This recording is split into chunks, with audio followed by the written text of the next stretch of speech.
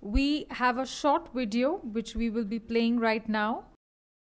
Welcome to Cunsult, your trusted partner in navigating India's complex regulatory landscape. We are a regulatory consulting firm helping startups and businesses ideate, strategize, and effectively navigate the Indian government and regulatory landscape. Founded by Shri Raghav Chandra, IAS, former Secretary to the Government of India and former Chairman NHAI, Cunsult follows a unique model.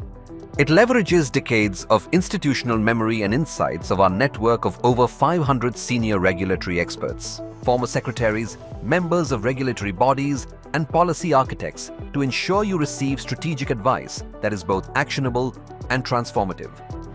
From one-on-one consultations to deep strategic engagements, Cunsult offers tailored services to help you navigate every regulatory challenge. Across the spectrum of government and regulation, capital markets, energy, telecom, healthcare, social, urban transport, and more. We've helped multiple startups and businesses across various sectors overcome regulatory hurdles and unlock new growth opportunities. From decoding policies, sharpening strategic responses, providing end-to-end problem resolution to providing ethical advocacy, we simplify the complexities of the regulatory environment, empowering your business to thrive, all while ensuring your interests are effectively advocated at every step. Reach out to us at cunsult.in or call us at +919 599 225 011 to scale up and achieve plausible success. Cunsult, Regulatory Simplified. Cunsult, Regulatory Simplified. Trends in regulatory governance, for which I would like to invite our eminent panelists, Shri Ajay Tyagi, Shri Rajive Kumar, and Shri Sunder Rajan Raman.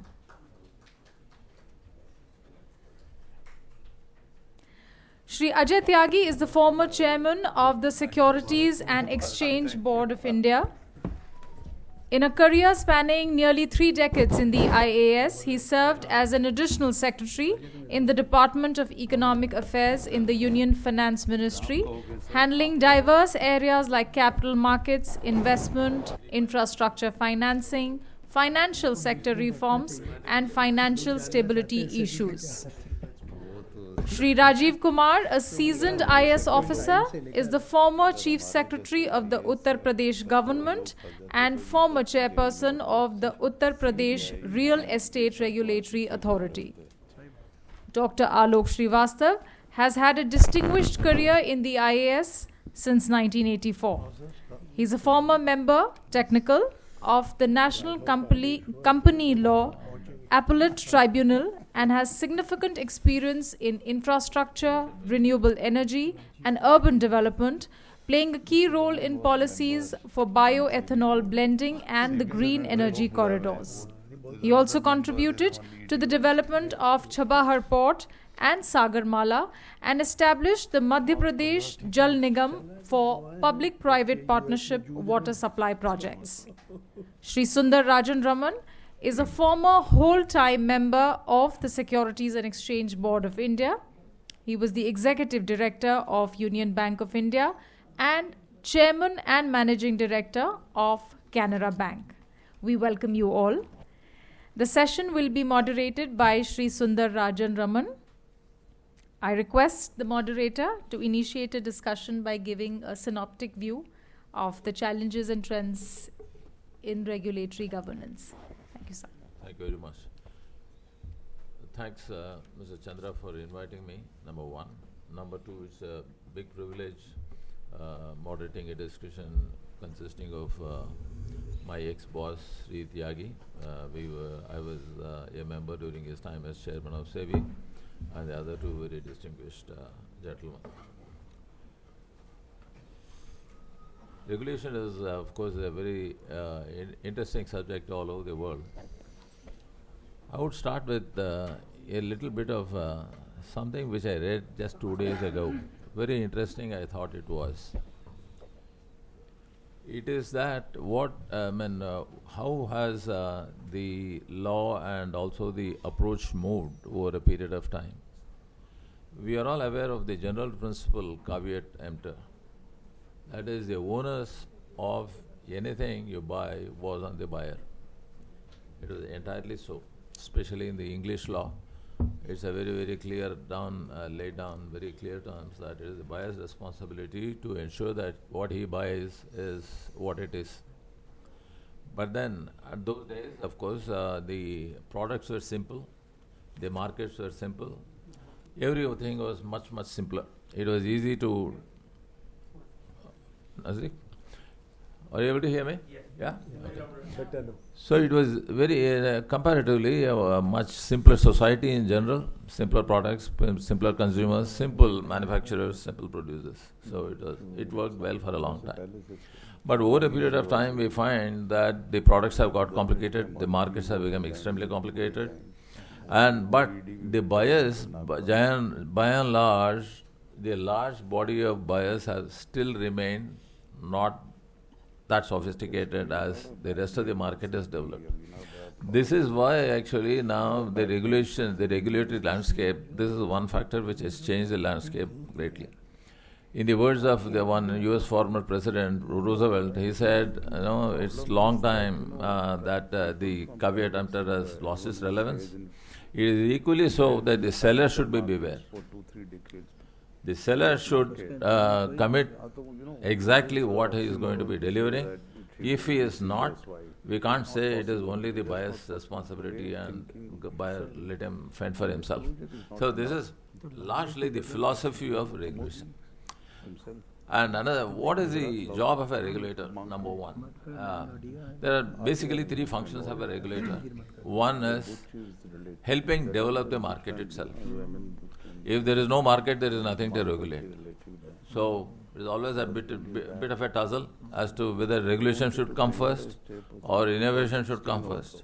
What should precede what? So that's a perennial debate. Of course, we will have the benefit of the other panel members' views on this. Number two is, of course, developing the market, regulating the market. And regulating the market, again, what? Regulating the market consists of regulating the product itself, which product will be allowed to come in. Number two, access to the market, whether a poor guy can be allowed PMS or some very sophisticated product. We have seen a big debate on the F&O segment, whether everybody should be allowed access or only a certain set of people should be allowed access. And then regulating also the different marketplace. In the stock market, in the securities market, of course, we have so many intermediaries, then market infrastructure institutions, etc., etc. So any good regulatory landscape has to ensure that all these are functioning very smoothly, and then the ease of transaction, etc. Sir, let me start off with my boss. We were together for 1.5 years, and a lot of stuff under his guidance we could do.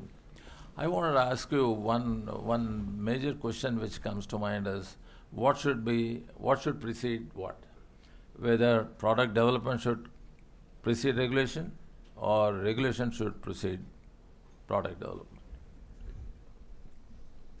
Thank you, Mr. Raman, for introductory remarks. Now, first to your question, like SEBI Act has, as per the preamble, three functions listed there: investor protection, regulation, and development. So, supermost, the best, the first one naturally is investor protection, and if there is a conflict between regulation and development, then it should be regulation, because that is something you can fail in developing a product, but if you fail in regulation, that may have impact and they long lasting, and there may not be any solution. You may get into all sorts of trouble. Now, having said that, do I continue on the other issue, or you want me to? Please, sir. With your permission. Why don't you complete? Yeah. So, as Raghav said, in a free market economy, regulators are required with the market failures, or they're likely to be market failures. And in India also, 91 onwards, when we started our journey on liberalized economy, these regulators were set up. SEBI was set up in 92 under law, although under resolution it was before that in 88-9, and followed by various regulators. I think if I remember, TRAI, NCLAT, TRAI, then insurance regulator, electricity regulator, competition commission, and so on. Thereafter, of course, the last one was, as I recall, and I was involved, was in Bankruptcy Board of India, in between RERAs, which was set up in state level. So they are important institutions for a free market economy, and drafting of these laws, many of them, what in India we followed, what are the laws in the West. And these laws are very thin laws, very few sections, generally most of them. And then there's a lot of subordinate legislation being made by these regulators. And many of the regulators combine powers of legislature, executive and judicial powers combined in one. So they are important institutions. Like for talking of SEBI, now market cap is 140% of GDP. So markets have really grown and largely matured, at least on the equity side.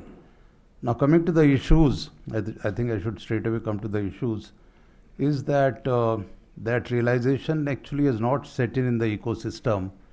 And I must say very frankly, and governments actually, many of the departments and governments still treat regulators as some sort of PSUs. And governments have not been able to come out of command and control mentality, which is totally wrong. This is, just under international pressure, you set up some regulators just to be part of those conventions, and then you don't give them that freedom or the stature which they deserve. Sir, talking of autonomy, it's a very important point which you just so mentioned.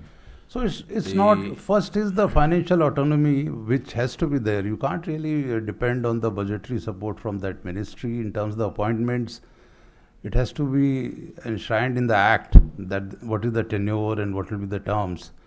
So that actually has not sunk in. In fact, in the governments still treat them as some sort of fiefdom. Government is an important stakeholder, but like any other stakeholders, it has to be at arm's length. Raghav talked of regulatory capture that can be from any stakeholder, from the private sector or from the government. So that is something which must move in that direction. And the regulators cannot have free run, as rightly said, and absolutely right. So for that, you need to really develop in my opinion, the standing committee or the parliamentary system, which also is not mature. In fact, having being in the government for more than 3 decades and faced various parliamentary committees, they're also quite immature. They actually have on party lines, and they get into all type of fights. If there is oral evidence of any of the officials before a parliamentary committee, the subject will be something else and they will start discussing something else. But that's a better way of having a parliamentary oversight rather than having the executive oversight on the regulator. And that must be actually enhanced and made better. Right now, most of the acts say that whatever regulators pass, they're placed before Parliament for a period of 1 month. I am not aware of any regulation by any regulator where Parliament actually has passed any or discussed, forget about nullifying or approving it. So that's not the right way. And so this maturity has to come in the government and the ecosystem, that these are the institutions which are going to get not only become more important, and executive cannot directly have an interface or control over the regulators. Thank you very much, sir, for that. Thank you. And I thought I would now take the discussion once again back to the consumer level. And who better than the RERA chairman here? The RERA has done a very significant job all over India. The Act has improved the delivery of the flats, etc. And I would like to hear directly from the...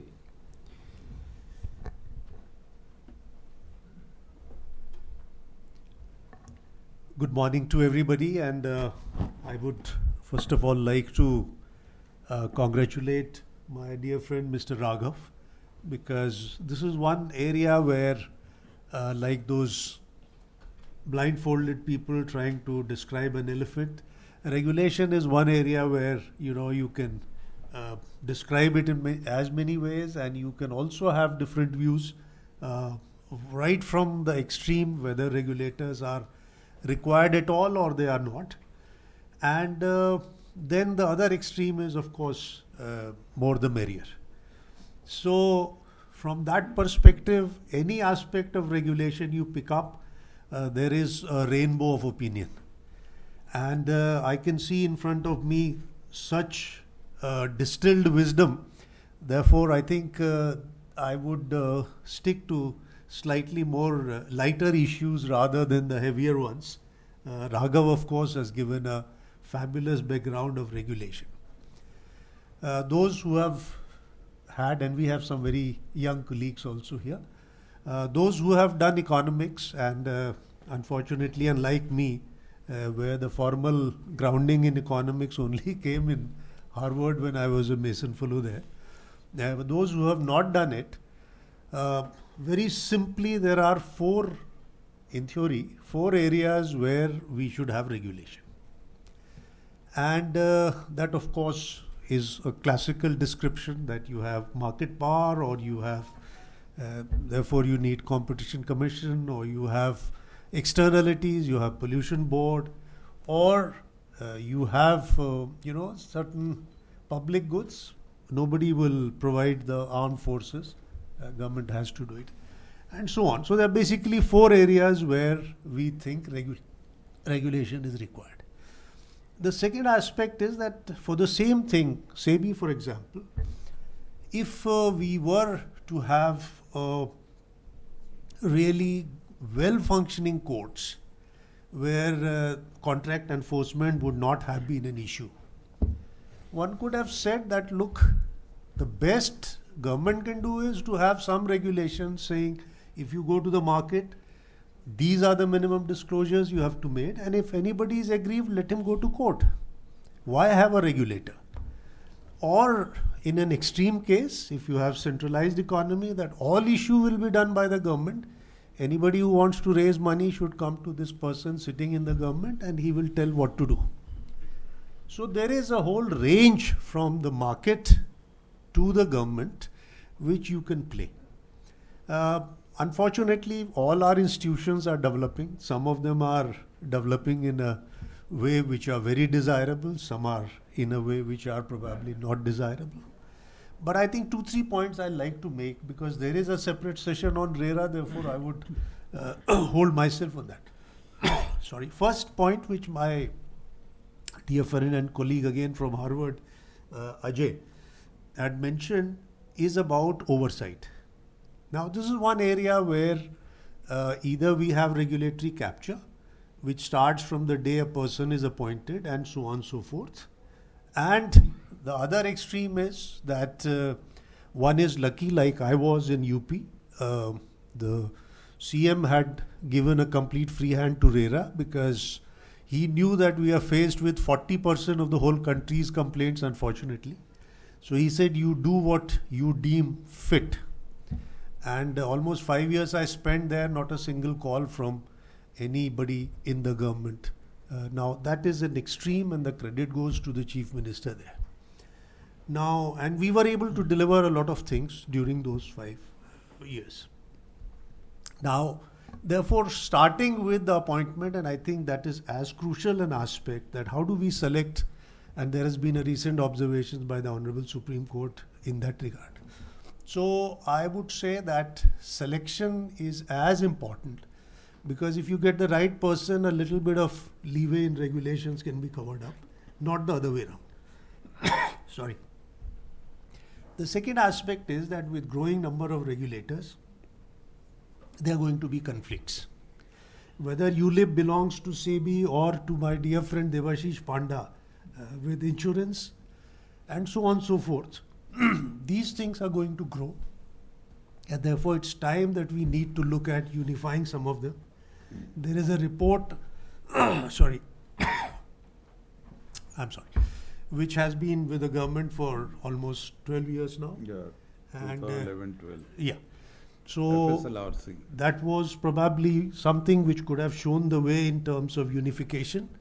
I think we need to do that because ultimately all resolutions of jurisdiction end up in the Honorable Supreme Court.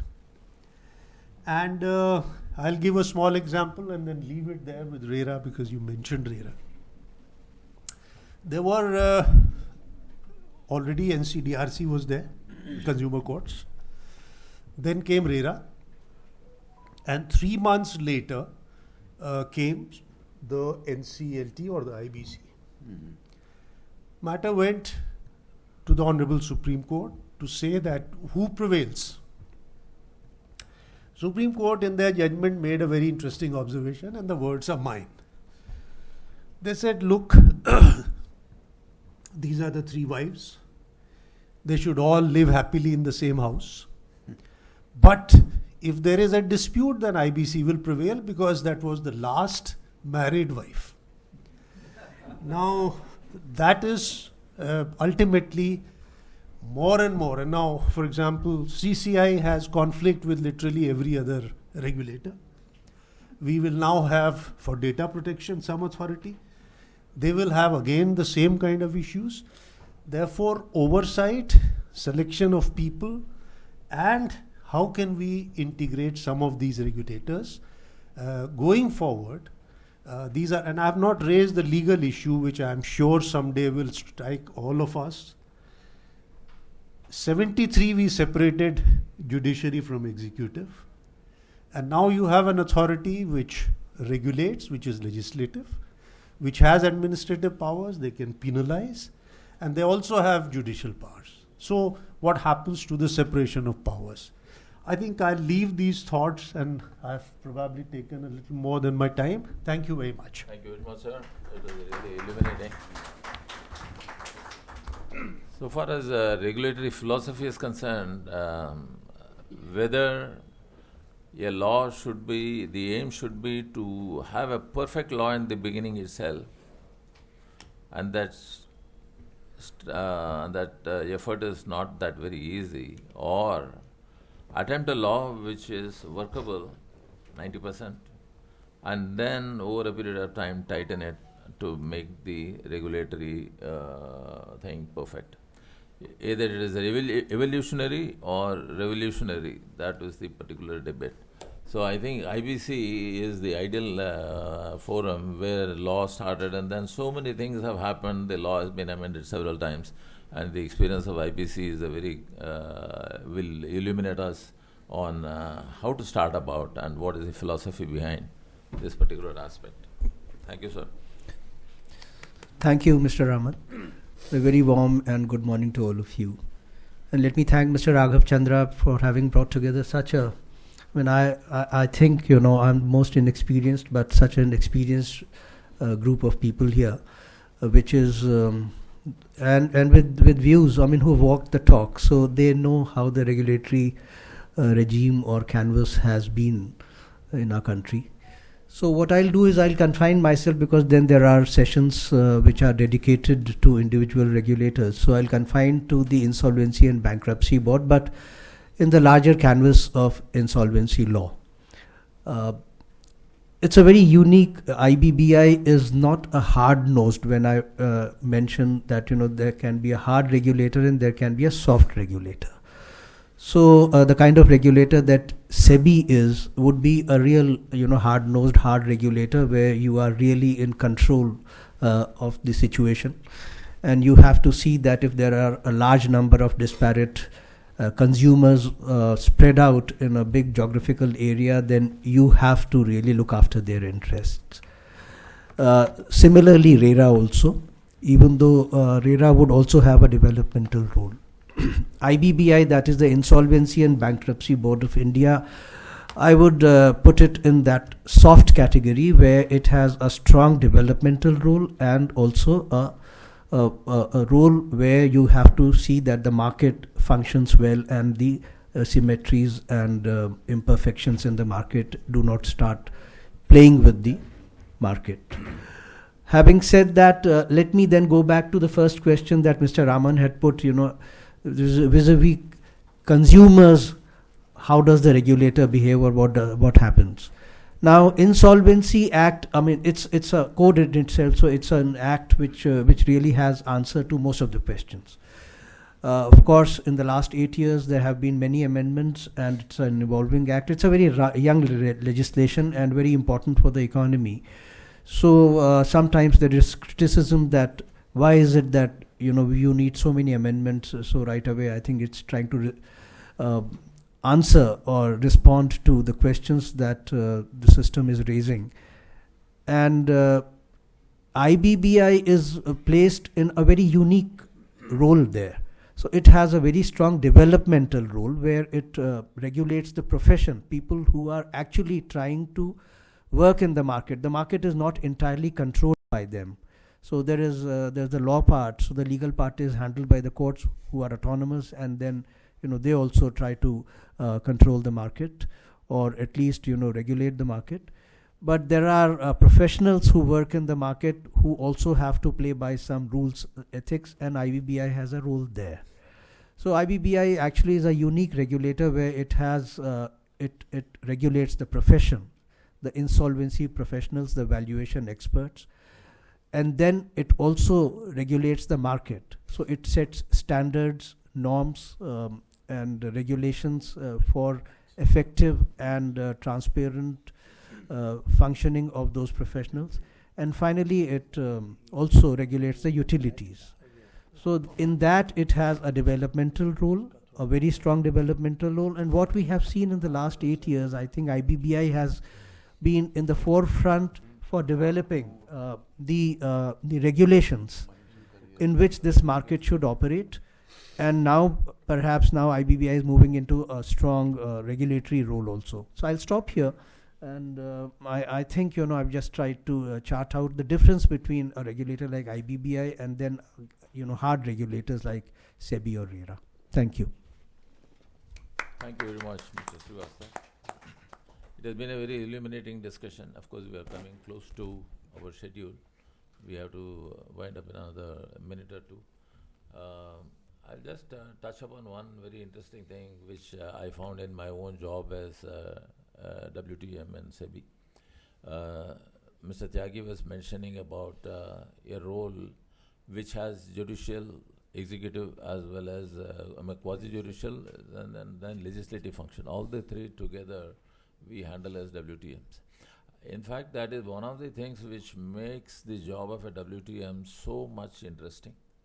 In fact, I had 41 years of banking in the commercial side, but what I experienced in 5 years at SEBI, doing all these three functions, legislative, executive, and quasi-judicial, there might be some lacuna somewhere at some point in time in any institution with anyone. But overall, I think there is a strength in that particular, there is a reason why SEBI has been structured in a manner that some people will have all the three roles. In fact, the job which I enjoyed most in my 46 years of professional life was surely SEBI. And especially acting as a quasi-judicial authority, listening to very learned people, etc. It was quite a revelation. And then the executive function is so important. There is one section 11B in the SEBI Act, which authorizes SEBI to act if there is an imminent danger to the market.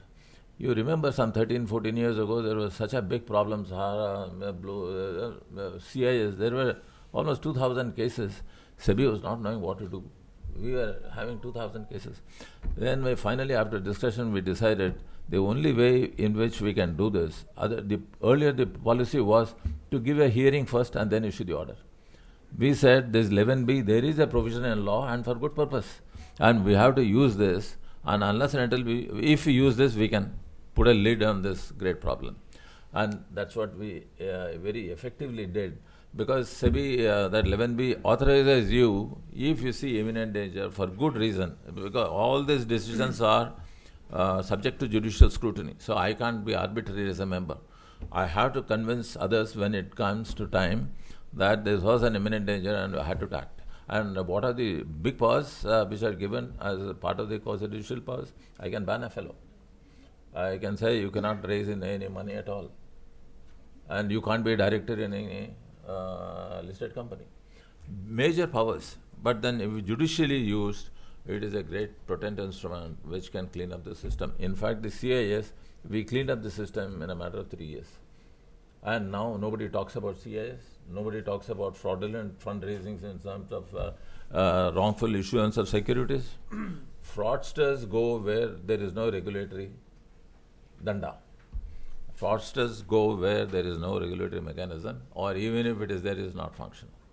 If regulatory system is functional, I think they choose some other area where the regulation is not there. Right. So, as regulators, we are all very happy that we do contribute something to, and it was a great pleasure, sir, listening to all the three of you. SEBI's done great.